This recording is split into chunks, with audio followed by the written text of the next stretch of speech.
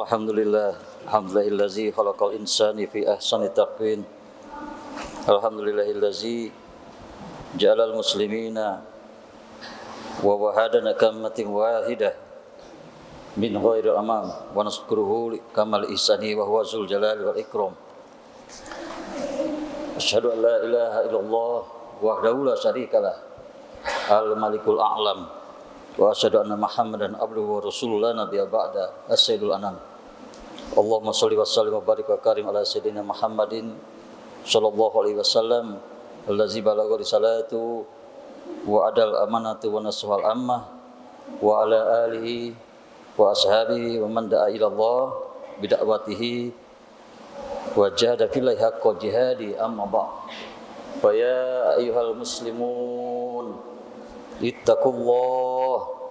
ittaqullaha haqqa tuqatih wa la tamutunna illa wa antum muslimun.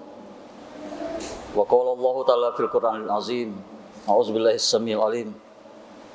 Ya ayyuhallazina amanu taqullaha wal tanzur nafsum ma qaddamat lighad wattaqullaha innallaha khabirum bima ta'malun. Wa la takunu kallazina nasullaha fa ansahum anfusahum ulaika humul fasiqun. Shadaqallahu azim. Ma'asyiral muslimin, sidang Jumat rahimakumullah.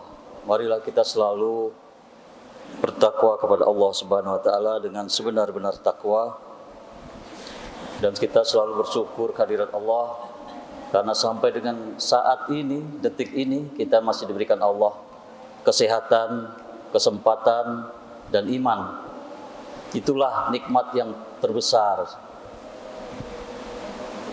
Orang banyak menyangka bahwa rezeki yang paling utama itu adalah harta, padahal rezeki yang paling utama itu adalah kesehatan. Ketika seorang itu telah tidak berdaya, sakit, maka dia akan menginginkan kesehatan. Maka bersyukurlah kita oleh Allah Subhanahu wa taala sehingga kita bisa pada saat ini Allah memberikan kita kesehatan, memberikan kita rasa iman sehingga kita bisa melangkahkan kaki kita ke masjid Allah, rumah Allah, untuk menjalankan salah satu kewajiban kita sebagai orang yang beriman, mengaku beriman kepada Allah Subhanahu wa taala.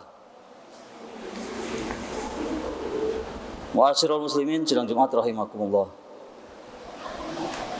Dan saya menasihati diri saya sendiri, berwasiat khususnya kepada diri saya sendiri, marilah kita selalu tingkatkan iman dan takwa kita. Karena takwa ini adalah sebagai bekal utama kita di dunia dan di akhirat. Allah berfirman dalam surat Al-Baqarah ayat 197, A'udzubillahi minasyaitonirrajim, wa tazawwadu fa inna khairatizzatit taqwa wattaquni ya ulil albab. Berbekalah kalian, dan sebaik-baik bekal itu adalah takwa, dan bertakwalah kalian hai orang-orang yang mempunyai akal pikiran. Ma'asyiral muslimin rahimakumullah. Topik kita pada Jumat kali ini yaitu tentang masalah yang baru saja kita laksanakan, pilkada, demokrasi untuk oligarki, rakyat menjadi korban. Pilkada serentak yang baru dilaksanakan pada hari Rabu kemarin, yang ditetapkan sebagai hari libur nasional, mengingat pentingnya menentukan orang-orang yang layak memimpin daerah, seperti halnya pemilu dalam memilih presiden dan anggota legislatif. Pilkada juga diharapkan mampu memenuhi harapan rakyat untuk mendapatkan pemimpin yang adil dan amanah. Hanya saja harapan rakyat tampaknya akan kembali pupus. Sebabnya aroma politik kotor pilkada menjelang pencoblosan malah semakin pekat. Hal ini tampak dari mobilisasi kades untuk memilih paslon atau pasangan calon tertentu, praktik suap menyuap, kecurangan, hingga mempermainkan agama dengan menjanjikan para pemilihnya masuk surga. Oleh karena itu kita harus mengurai akar masalah persoalan munculnya politik kotor yang selalu saja mewarnai setiap ada pesta demokrasi. Apa yang menyebabkan pemimpin terpilih bukanlah pemimpin yang diinginkan oleh rakyat? Bagaimana agar umat kembali memiliki pemimpin yang adil, dan amanah serta siap menerapkan aturan Islam secara kafah. Kekisruhan yang paling disorot pada media kali ini yaitu mobilisasi Kades. Mobilisasi Kades untuk pemenangan memang kerap terjadi di setiap kontestasi. Namun pada November 2024 ini terlihat makin masif yang terjadi. Pada tanggal 23 Oktober kemarin, tim Bawaslu, Badan Pengawas Pemilu Semarang menggerebek sekitar 90-an Kades yang sedang mengikuti pertemuan tertutup di Hotel Bintang 5 di Kota Semarang. Acara yang berslogan "Satu Komando Bersama" sampai akhir ini diduga kuat menjadi ajang mobilisasi Kades dalam rangka memenangkan salah satu paslon. Sebelumnya juga tanggal 17, tim Bawaslu mendapati sekitar 200 Kades dari Kabupaten Kendal yang sedang menggelar pertemuan di kawasan elit di Semarang. Dan pada tanggal 22 Oktober juga mobilisasi Kades yang terjadi di Kabupaten Pemalang dan Tegal dilaksanakan di Hotel Grand Dian Pekalongan. Pada saat itu masih banyak yang lain diduga kuat, pertemuan-pertemuan lain yang terkait dengan mobilisasi para Kades. Belakangan memang Kades telah menjadi entitas yang punya pengaruh dan daya tawar politik. Sebabnya Kades yang dipilih langsung oleh masyarakat pasti memiliki basis massa. Secara struktural, Kades memiliki bawahan mulai dari perangkat desa, ketua RW, ketua RT. Ia memegang kendali pemerintahan di tingkat akar rumput sebagai pelayan publik, pengambilan keputusan serta berkuasa menentukan anggaran desa. Oleh karena itu Kades memiliki pengaruh yang signifikan untuk mempengaruhi warganya agar memiliki salah satu paslon. Kades adalah ujung tombak elit politik dalam memuluskan keinginannya. Bahkan Kades kerap aktif mencari peluang mendekati paslon demi kompensasi atau akses kekuasaan. Lihatlah ketika kemarin para Kades mendorong perubahan Undang-Undang Nomor 6 tahun 2014 tentang desa menjadi Undang-Undang Nomor 3 tahun 2024, yakni terkait dengan masa jabatan Kades yang awalnya 6 tahun menjadi 8 tahun. Setiap mobilisasi Kades juga, politik kotor pilkada juga terkait erat dengan politik uang, suap menyuap, berkedok pengajian. Lumrah terjadi menjelang pencoblosan yang kemarin terjadi. Baru bagi-bagi uang untuk membeli suara menggunakan e-money atau e-wallet. Bahkan digunakan untuk paslon untuk menyasar anak muda. Juga seperti yang terjadi, semua parpol yang berlatar belakang juga nasionalis dan sama juga menggunakan politik uang dalam pemenangan. Belum lagi kampanye-kampanye menjual agama telah dijadikan senjata ampuh mengumpulkan suara, seperti baru-baru yang terjadi, yang viral, yaitu video kampanye seorang bupati yang menjanjikan surga kepada siapa saja memilihnya, sebab salah satu program paslon tersebut yaitu menyantuni anak yatim. Alih-alih berpidato menyampaikan visi misi yang dimiliki, banyak paslon lebih senang mengumbar janji, bahkan janji untuk masuk surga. Kisruhnya pilkada ini memang membuktikan bahwa pertarungan politik dalam demokrasi hanya memperebutkan kekuasaan. Berbagai cara dilakukan demi kemenangan, termasuk cara-cara yang kotor. Hal ini demikian akibat dari landasan sistem politiknya yang sekuler kapitalisme. Tidak heran para kandidat merasa boleh-boleh saja melakukan segala cara agar bisa menang. Pemikiran sekuler kapitalisme ini memposisikan motivasi menjabat hanya sebatas materi. Ini wajar dalam sistem demokrasi, bahwa yang terpilih adalah para pemimpin yang niat awal memang bukan untuk umat. Selain itu, sistem politik demokrasi kapitalis sekuler ini berbiaya mahal, meniscayakan hadirnya para bohir politik alias pemilik cuan yang siap menjadi sponsor para elit politik untuk bisa naik tahta jabatan. Inilah yang menyebabkan politik bersifat transaksional, jual beli jabatan, dan kebijakan adalah lahan bisnis yang tidak terhindarkan. Hadirnya para bohir juga mempengaruhi terhadap kebijakan yang ditetapkan. Akibatnya pemerintah pusat maupun daerah tidak memiliki independensi dalam menetapkan suatu aturan. Para politisi juga sudah menjabat pun harus membalas budi para sponsor yang telah mendukung mereka. Ma'asyiral muslimin rahimakumullah. Politik balas budi ini sangat merugikan rakyat atau umat karena kepentingan para donatur ini kerap berseberangan dengan rakyat. Misalnya saja dalam pembangunan daerah, prioritas pembangunan infrastruktur nyatanya demi kepentingan oligarki, bukan kepentingan rakyat. Buktinya, pemerintah lebih mendahulukan pembuatan jalan menuju resort-resort mewah dan tempat wisata dibandingkan memperbaiki jembatan antar desa yang sudah renyot. Kita bisa menyaksikan berita di media massa sosial, anak-anak sekolah mempertaruhkan nyawa dengan menyeberangi jembatan yang tidak layak hanya untuk bisa belajar ke sekolah.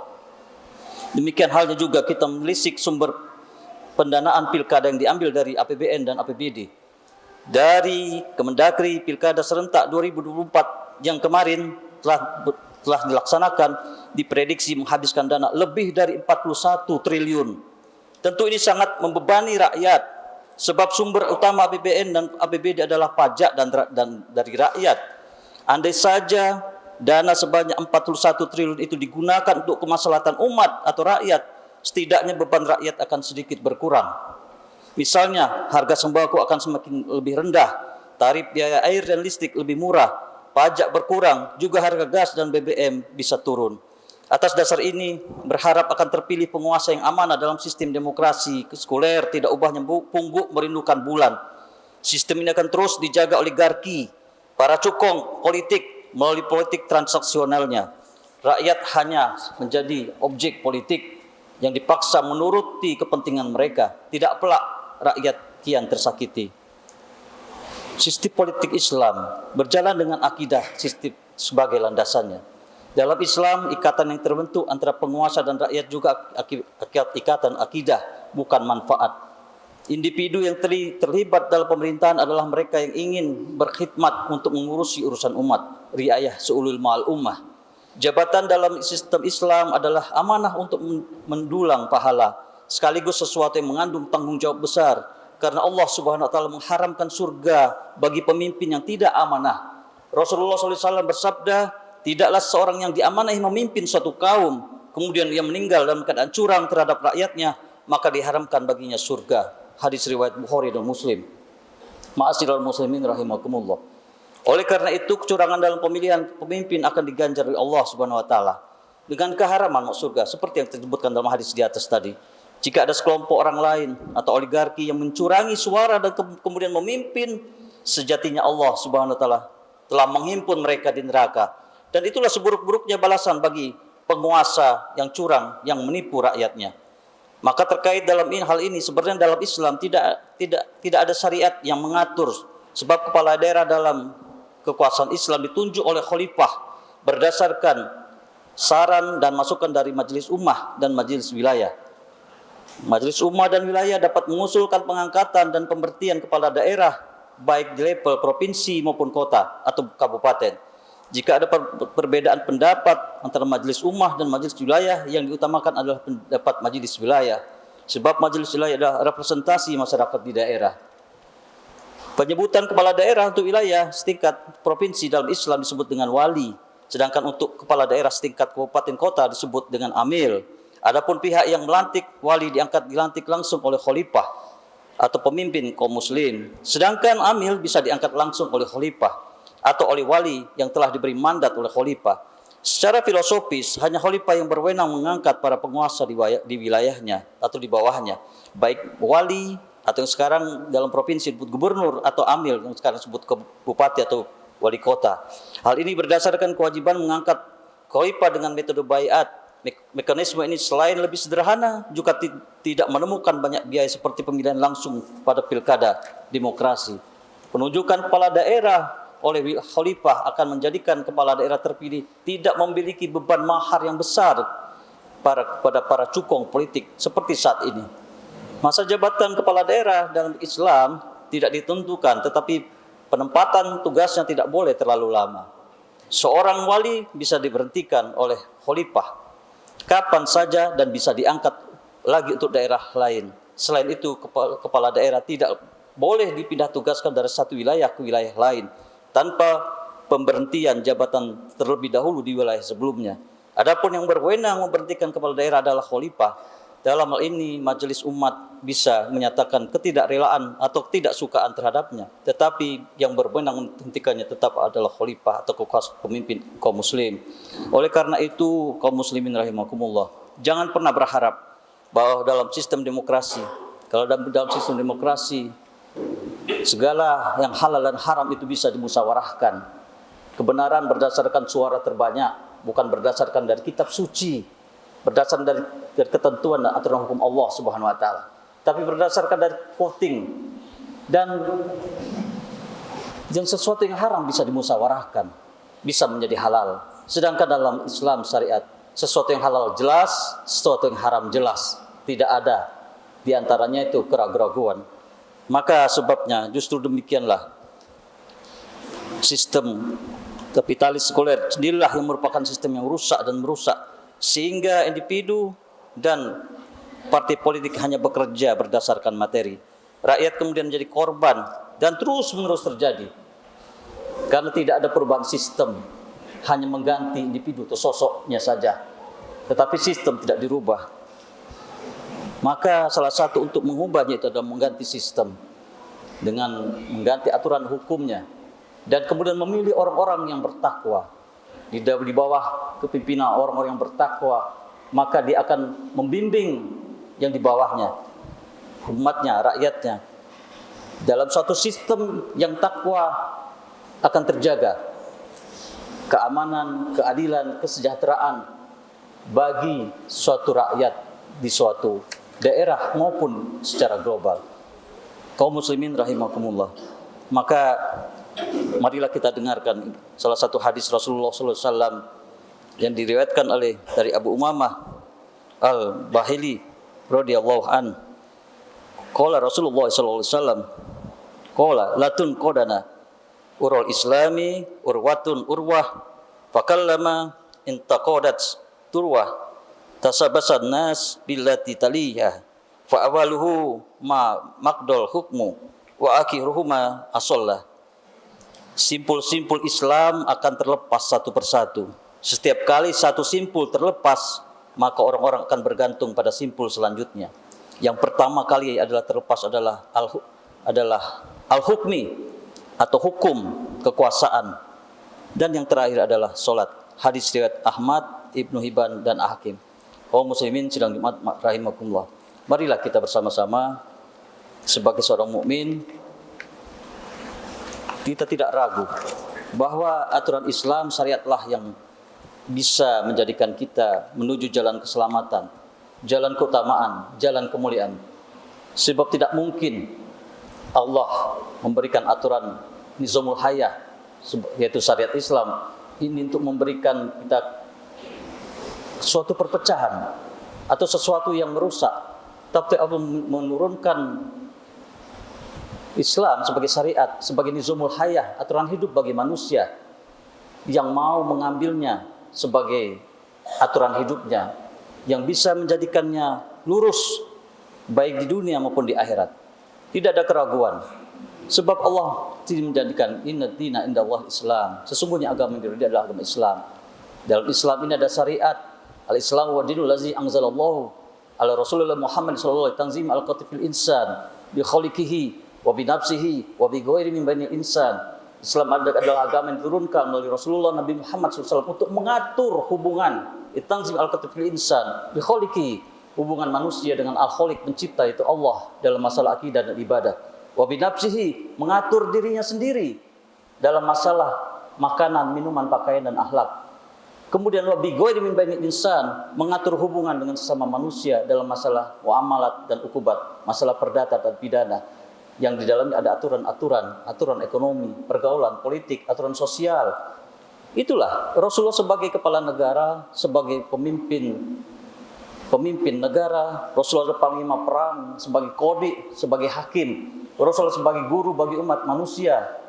Rasulullah seluruhnya diteladani, bukan hanya Rasulullah sebagai ibadah ritual saja, tetapi Rasulullah adalah kepala negara yang dia mengurusi umat, kemudian diteruskan oleh para khulafa rasyidin dan khalifah setelahnya.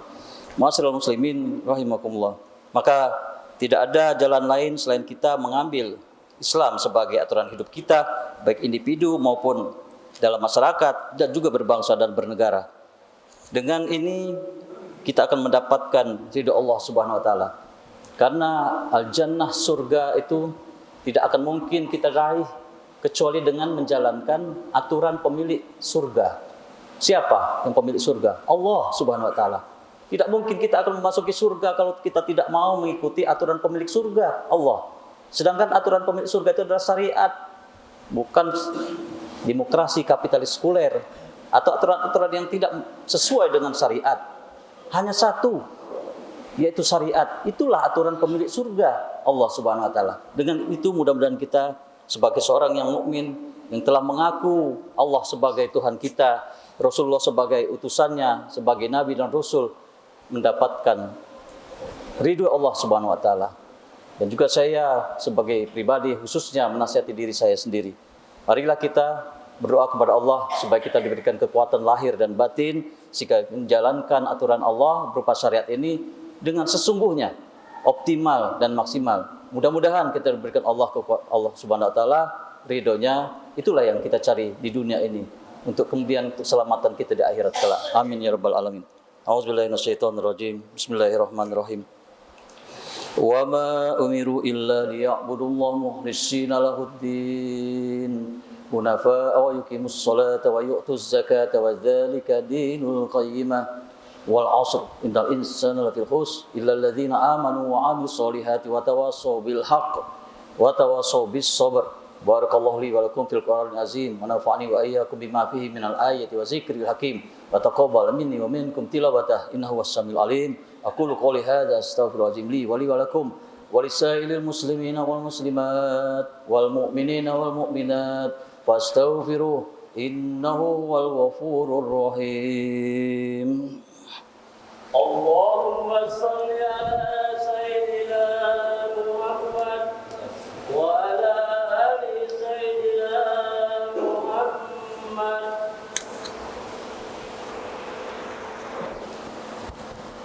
Alhamdulillahillazi hamdan katsiran kama amar wallazi arsala rasulahu bil huda wa dinil haqq liyuzhira 'alad dini kullih wa kafa billahi syahida. Asyhadu an la ilaha illallah wahdahu la syarikalah wa asyhadu anna Muhammadan abduhu wa rasulullah nabiyya ba'da. Allahumma shalli wa sallim wa barik wa karim ala sayyidina Muhammadin wa ala alihi washabihi ajma'in. Amma ba'du fa ya ibadallah usikum wa binafsihi wa iyaya bitaqwallah wa ta'atihi la'allakum tuflihun. Wa qala Allah ta'ala fil Qur'anil azim innallaha wa malaikatahu yusholluna 'alan nabi ya ayyuhalladzina amanu shallu 'alaihi wa sallimu taslima. Allahumma shalli ala sayyidina Muhammad wa ala sayyidina Muhammad kama shallaita ala sayyidina Ibrahim wa ala sayyidina Ibrahim wa barik ala sayyidina Muhammad wa ala sayyidina Muhammad kama barakta ala sayyidina Ibrahim wa ala sayyidina Ibrahim innaka Hamidum Majid. Allahumma ighfir lil muslimina wal muslimat wal mu'minina wal mu'minat al ahya'i minhum wal amwat innaka sami'un qaribun mujibud da'wat wa ya qadiyal hajat bi rahmatika ya arhamar rahimin. Allahumma ahsin akibatana fil umuri kulliha wa ajirna khizyid dunya wa azabil akhirah. Allah nas'aluka min khairid dunya wa khairil akhirah wa na'udzubika min syarrid dunya wa syarril akhirah. Allahumma arhamna wal muslimin, Allahumma rafah wa fasna wal muslimin, Allahumma sallimna wal muslimin, Allahumma ansurna ihwana fi Filistin, Allahumma ansurna ihwana fi biladil muslimin fi kulli makan wa li kulli zaman. Allahumma ahlikil kafar wal yahuda wal musyrikin. Rabbana zalamna anfusana wa illam taghfir lana wa tarhamna lanakunanna minal khasirin. Rabbana atina fid dunya hasanah wa fil akhirati hasanah wa qina azabannar. Ibadallah, innallaha ya'muru bil adli wal ihsan wa ita'izil qurba wa yanha 'anil fahsya'i wal munkari wal baghi ya'izukum la'allakum tadhakkarun. Wazkurullaha azimu yazkurkum wad'uhu yastajib lakum wa la zikrullahi akbar. Aqimis shalah.